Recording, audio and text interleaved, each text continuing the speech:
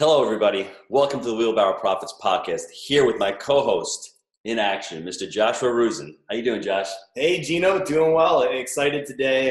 Tell me a little bit about what we got going on today. We've got a lot of stuff going on, Mr. Rusin. As you know, October 6th and 7th, Nashville, live event. 350 people, all going to be there. Multifamily Mastery Live #2. Tell me a little bit about it. Really excited for this event. It's definitely going to be a sellout. So if you haven't reserved your seat, look to do that now. jakeandgino.com/mastery 2018. But those in attendance are going to learn how to grow their wealth investing in mom and pop apartments. They're going to meet our team members and see how we actually do it. Gino, give the listeners a little bit reason more why they should attend. I think it's part of the buy right, manage right, and finance right. And with our guest today, I think it's all about focusing on cash flow and ultimately becoming financially free. That's what we want to teach on the thing. And I think multifamily is one of those vehicles. We're going to talk about a lot of different vehicles today. I think multifamily is one of those vehicles which can get you there a lot quicker. You just have to learn it. You can't learn it in 6 months. It's like a college education. Start your education at Multifamily Mastery Live too. Look forward to seeing you guys out there. Well, let me get into the show today. Daniel Ameduri. I want to read this bio. What a great bio he's got. After warning family and friends in 2007 about the coming market and mortgage collapse, he started his own YouTube channel. Back in 2007, guys. That's the visionary, right? Vision Victory, which he has received 10 million video views. On March 18th, 2008, Daniel called for Dow 8000, the collapse of Lehman Brothers, AIG, and Washington Mutual. During the mortgage crisis, he helped people buy put options on Countrywide Mortgage. These puts saw a gain of 1,400%.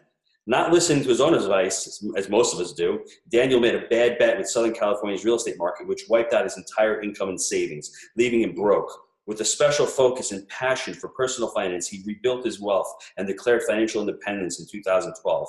Having no mortgage and enough rental properties to pay for his lifestyle, he was able to build his business larger than he could have ever imagined, by not focusing on money, but by focusing on over-delivering value to his customers. In 2010, when he launched FutureMoneyTrends.com, it became the first personal finance letter for the new economy. Today, FutureMoneyTrends.com has been the most widely recognized authority for financial freedom and economic research in commodities, cryptocurrencies, personal finance, cash flow, one of my favorite words, and income ideas.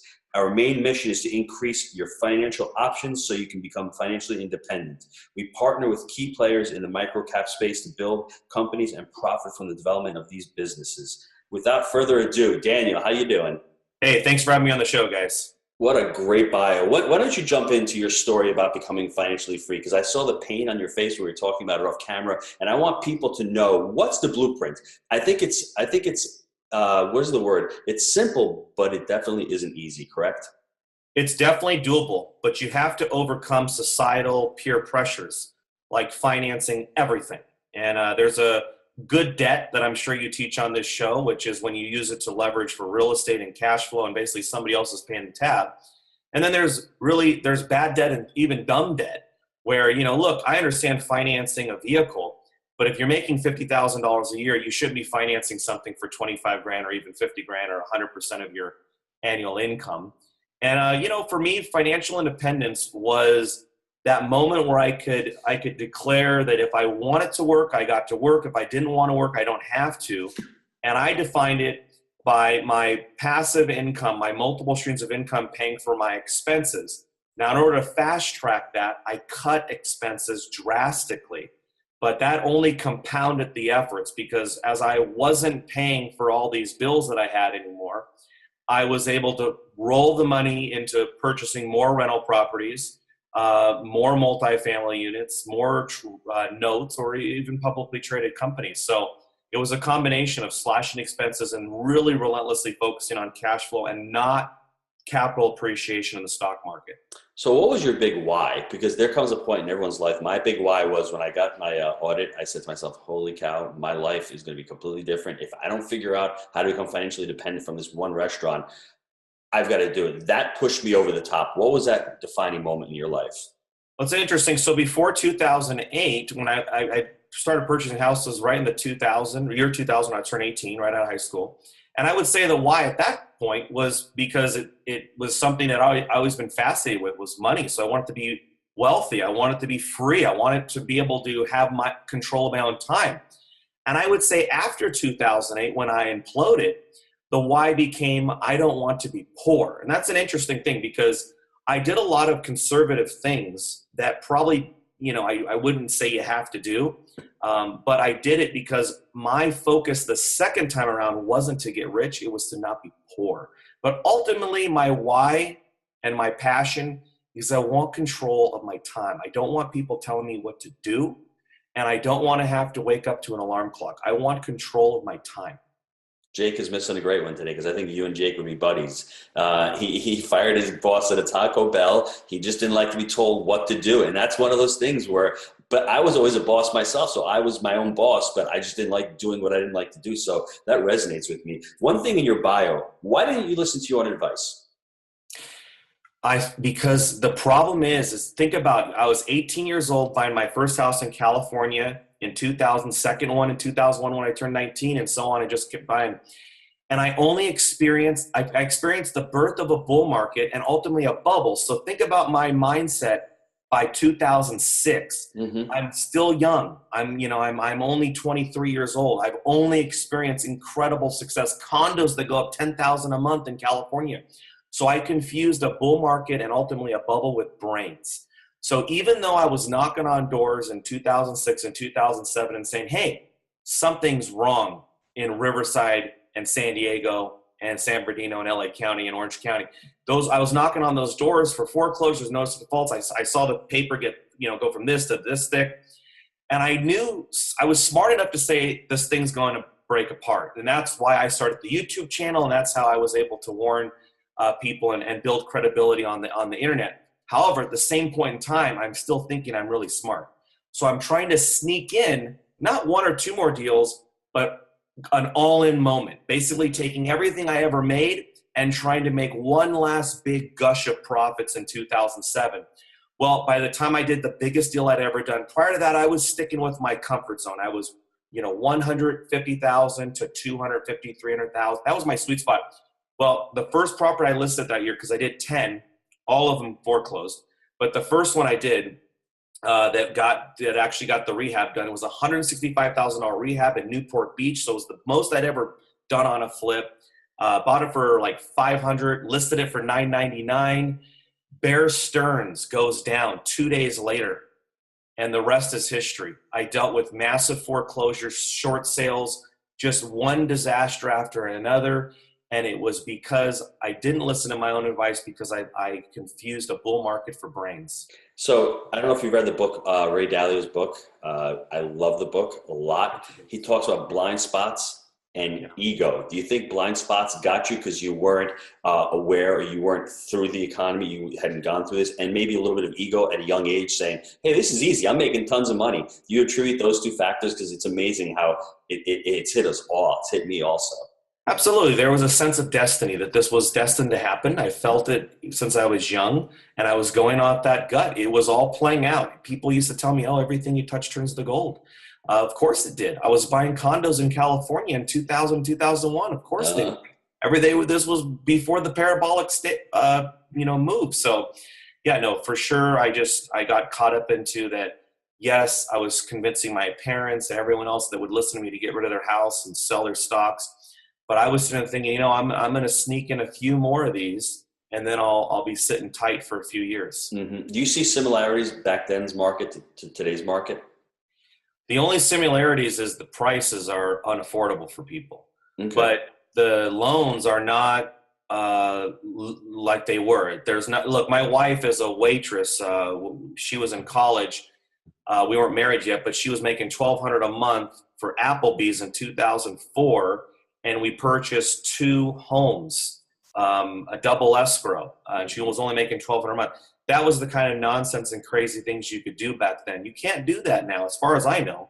Mm-hmm. Now, I'll be honest with you, I haven't done a conventional mortgage since 2006. I've done nothing but seller finance deals in the last 12 years now. That's awesome. Well, it's because I blew myself up in 2008, and instead of even trying to fix it, I just hell with it. I just learned another way to do it. That's great. So let me ask you, start out the path to financial freedom. What were the first couple of things that you did? You said to yourself, I'm done. Because a lot of people say, let's cut expenses. You didn't focus on income. I think everyone thinks about just shedding expenses, but I think as entrepreneurs, we have to also focus and grow the income side of it. But what did you start out with? So the moment started in 2008 when my wife and I went to a bankruptcy attorney to file bankruptcy.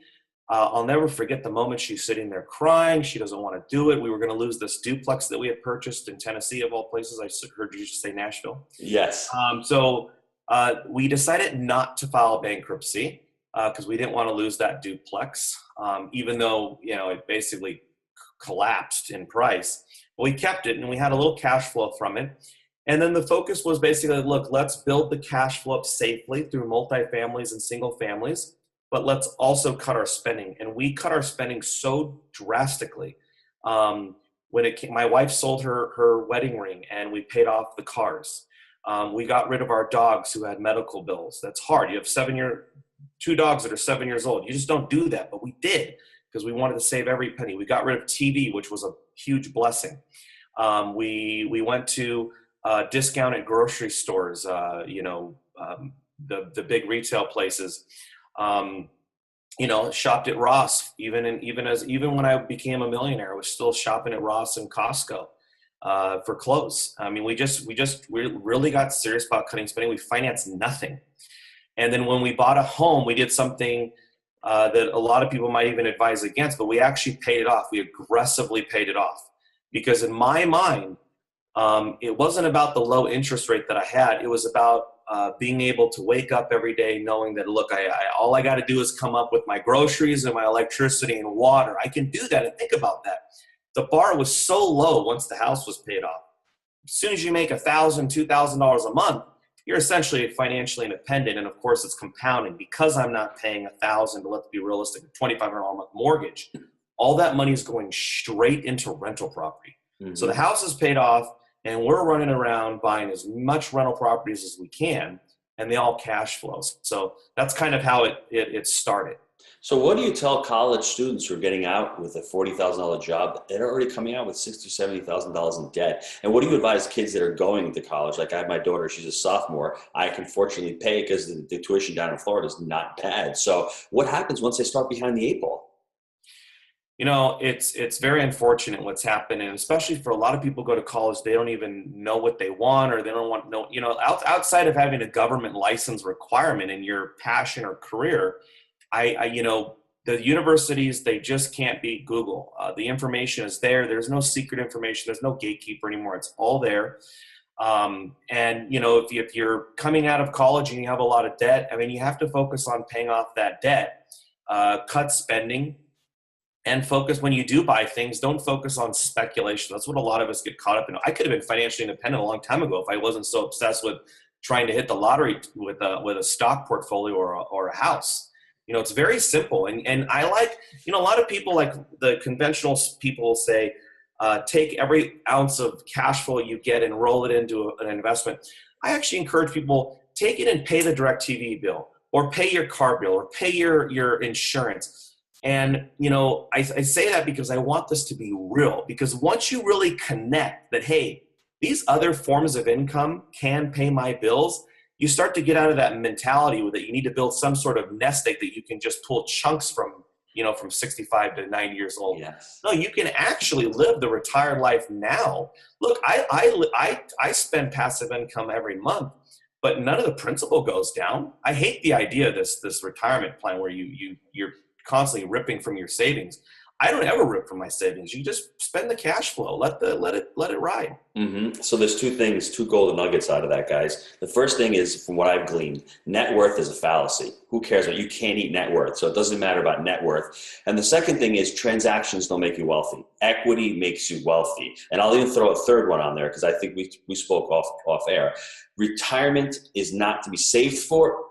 College education is not to be saved for. It's not events that you save for. That's a middle class mindset. I think you have to open up your mind, save to invest that money to buy an asset, whether it's whole life or whether it's a rental property. Let that asset, the principal, pay down. You're getting an appreciation of the property. You're getting depreciation, you're getting all those tax benefits. And then when it's time to pay for college, you can pay from the cash flow and you still have the asset. Instead of having the money sit in the bank, having the bank velocitize that money and use your money, you become the banker. Now that's a really hard step to take. How did you become the banker? I mean, that's ultimately what you ended up doing.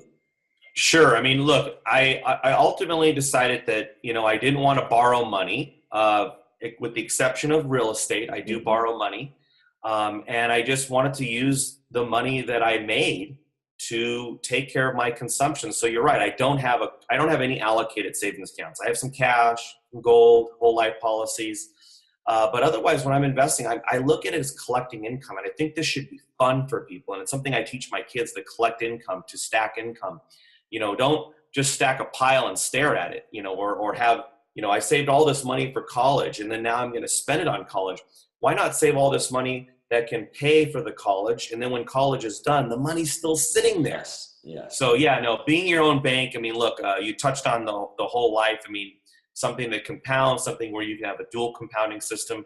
But ultimately, if you base your life and just look, you have to go for the smaller things. A lot of people, they don't even start because they see $50 a month in income or a year as not worth their time. But you start adding and piecing it together. And I'll tell you, when I look at like my crowdfunding REITs or public REITs or single family homes, I'll tell you, the single family home that I used to make $200 a month from, today I make about $1,600 a month from it. What starts small will slowly build up. And then the real estate portfolio now makes more than I ever thought I could make from cash flow. Daniel, isn't that frustrating though? Because that's what ultimately happens. My goal in the beginning, I just wanted to make a couple $1,000 a month in cash flow. And it was hard to get there. We ended up getting there, but you never think all of a sudden you buy another property, you refinance it, repurpose the money, and the snowball effect takes place. It took me 3 years after we became, bought our first property,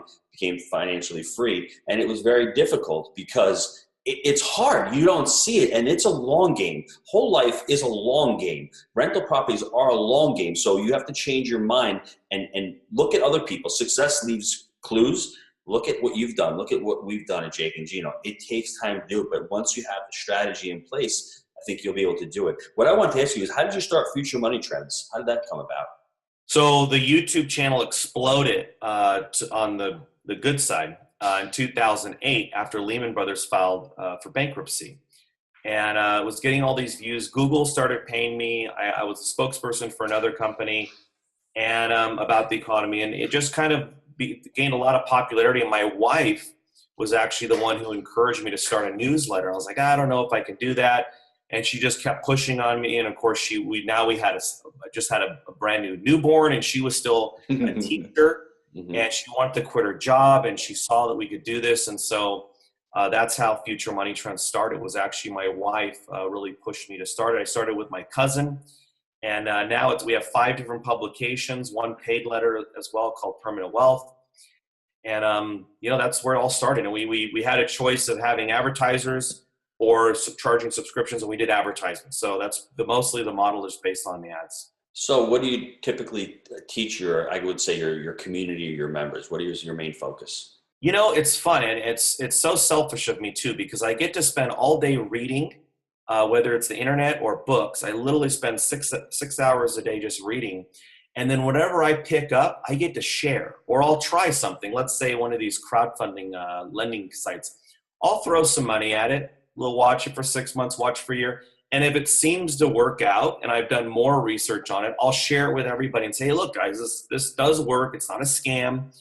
Some of them obviously have the credibility where you don't need to test them out. But, so I get to find ways to make money, and I share it with everybody. And so sometimes I do go to conferences, or I'll travel across country just to meet say a startup company. Like we're really heavy into the cannabis companies right now. Mm-hmm. And, I get to meet those guys, vet them, and then share it, So basically, if I'm writing a check to something, I get to share with my subscribers.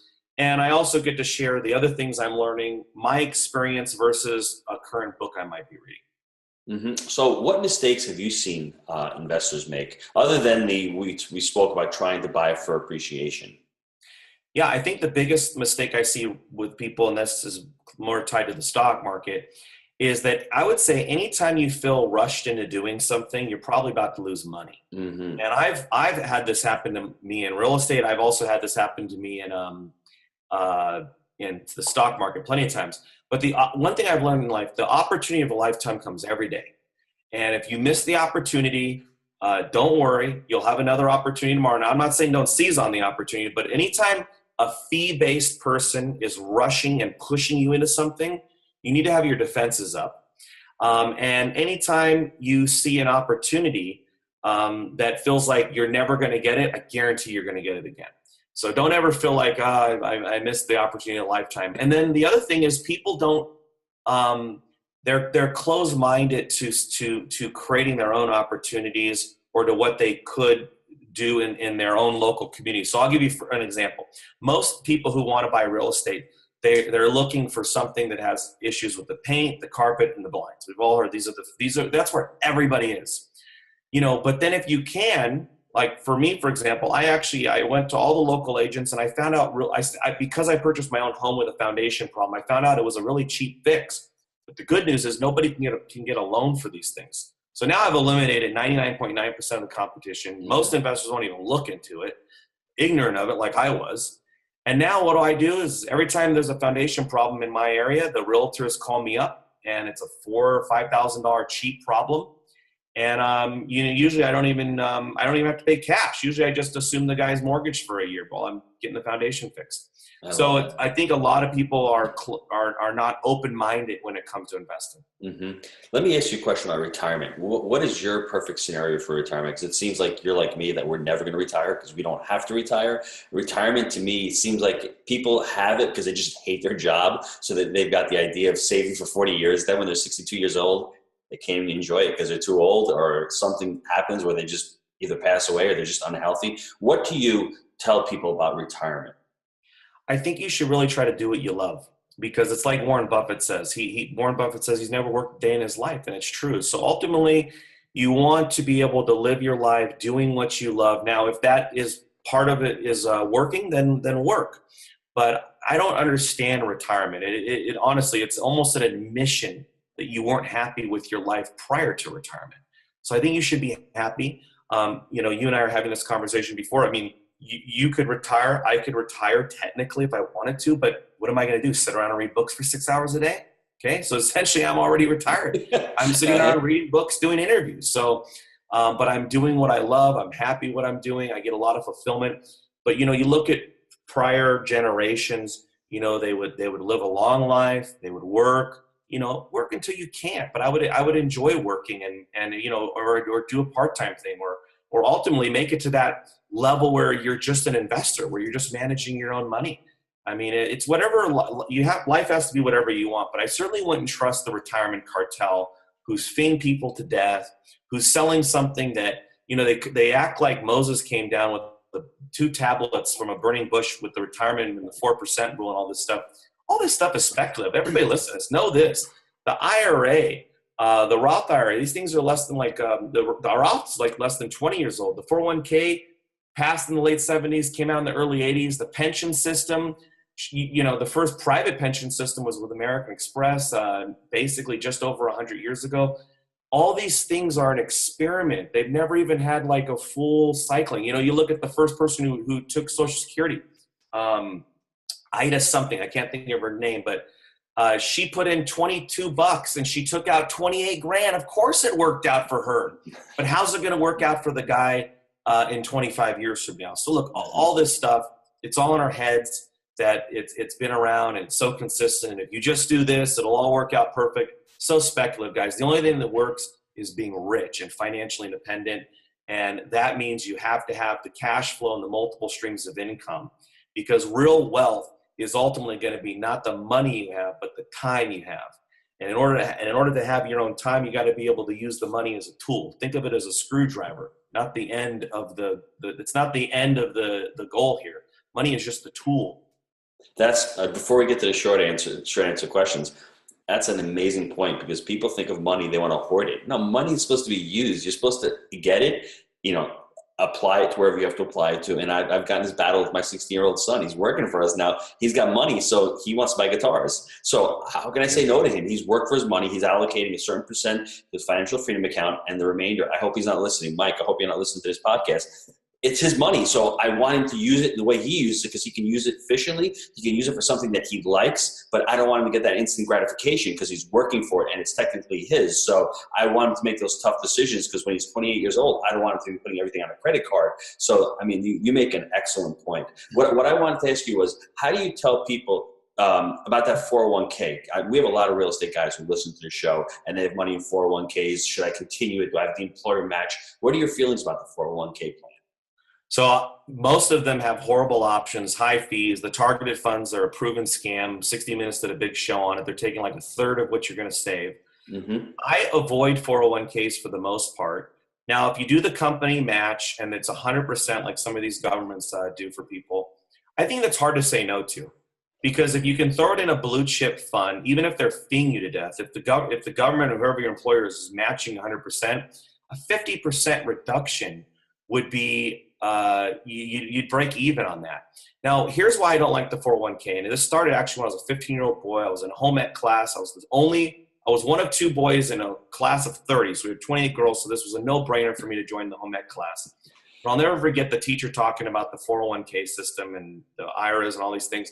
And they would say, you want to do this because you'll avoid paying taxes now and you'll pay the lowest tax bracket when you retire. And even as a 15-year-old, I said, no way am I going to be in the lowest tax bracket when I'm 65. I'm going to be in the highest tax bracket. The goal should not be to be poor when you're 65 years old. So the whole thing's kind of backwards when you think about it. Ideally, I think you should look for other means. You're a speculator by it in the worst possible way. Google federal income tax and just hit the images part on Google. This thing goes crazy if you look at the last 75 years. You have no idea what your income tax is going to be when you take that money out. How is that comforting at 65 years old? You don't know what your health is going to be, and you don't even know what the money's coming out. It could come out at 10%. It could come out at like 70%. What if these people take over who are, burning down the stuff on our streets and protesting with these black masks? What if those are voters? Mm-hmm. Unfortunately, there's no criteria to voting. So, these people are gonna vote one day. And look, the odds are, if you're a young person in your 30s, in 30, 40 years from now, you could definitely be withdrawing those things at a 50, 60, 70% tax. And don't believe me, it's happening every day in Europe right now. Mm-hmm. So before we get to the short answers, you hit on another thing.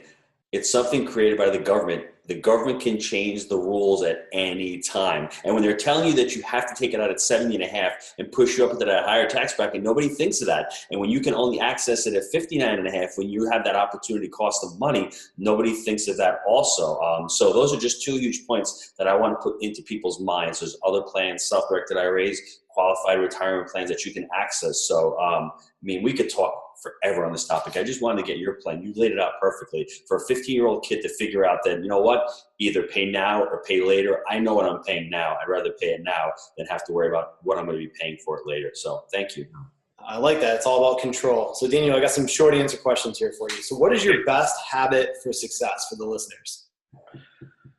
Best habit for success. That's a great question. I would say the best habit I have is that I do a lot of reading. And I try to mimic the people that I wanted to be. So when I was younger, Tony Robbins, or even today with the newsletter Porter Stansberry. But I think a good habit is reading. And if you look at like what Warren Buffett's lifestyle is, Warren Buffett reads all day. And he's got the results to prove it. All right, favorite book then? I'm sure you've read a lot. What's the number one? I'm going to give everybody Rich Dad Poor Dad, just because I think it's a great starting ground for anyone. I would agree. I feel like half of what we went over in the show was Rich Dad Poor Dad 101. Yeah. What about your best deal you've done and why? I think the coolest deal I did was when I couldn't get the underlying note holder to cooperate. And I was fortunate enough that I was buying it from a fourplex from a guy who had it in his LLC. So then I just bought the LLC, which owned the fourplex, and totally was able to capture that financing agreement and the loan terms. It wasn't even a real estate transaction technically. The house never got sold. Just the LLC did. Mm-hmm. That's awesome. I love that. Nice. What projects do you have on the horizon right now? What are you excited about? Right now I've been getting into seller finance deals with me being the seller, which is a new thing. I didn't really do this before, but I've learned quickly that, I can buy a house with a 4.5%, 5% rate, and I can flip it as a seller and get an 8 to 10% interest rate. So it's arbitrage every day of the week, correct? It is, and the cash flow is significant. If the person defaults, obviously I'll take the house back and do it all over again or make it a rental. So this is just something, I just did my first one about 2 months ago. So then that's laying the foundation for the future. That strategy is going to take a couple of years. My mom actually did a deal like this. She lost money on the property, right? But it's amazing because now she's got a stream of income. She's got a nice sizable note, and she's got a monthly stream of income that if she hadn't done that, she wouldn't have that monthly stream of income. So it's amazing that how you can set yourself up. And these are all little multiple streams. Draw that circle. You got multiple streams coming out. And the more you add, it just becomes like a snowball. So, I mean, good luck with that. I love that. Where can the listeners get a hold of you? Go to futuremoneytrends.com. There's a contact us page. And if you subscribe to the email letter, it's free. There's a weekly wealth digest that I put out on Wednesdays, and usually these interviews on Sundays. And I'd love to help you guys out in any way. Thank you. Mr. Ruzin, I need a little recap here. Usually I'm the recapper. All right, so I think what we learned here is the most effective way to get ahead is a strategy of cutting down expenses and then reinvesting that money into assets that produce cash flow. Because ultimately, at the end of the day, the most valuable asset is time. And when you have these assets working for you, you control that time rather than having a job where you're going to trade time for dollars to invest in a broken retirement system. So my parting words are, Daniel reads 6 hours a day. Listen to Daniel, because that's the ultimate leverage, because you don't have to read 6 hours a day. He's reading for you. So you surround yourself with really smart people. You listen to them, and obviously you do your due diligence by doing that. I just want to thank Daniel for taking the time out today. Go on futuremoneytrends.com. It's going to be in the show notes also. Listen to him. I just want to thank him for taking the time out today to be on our show. Thanks, guys. Really appreciate it. Have a great day, everybody.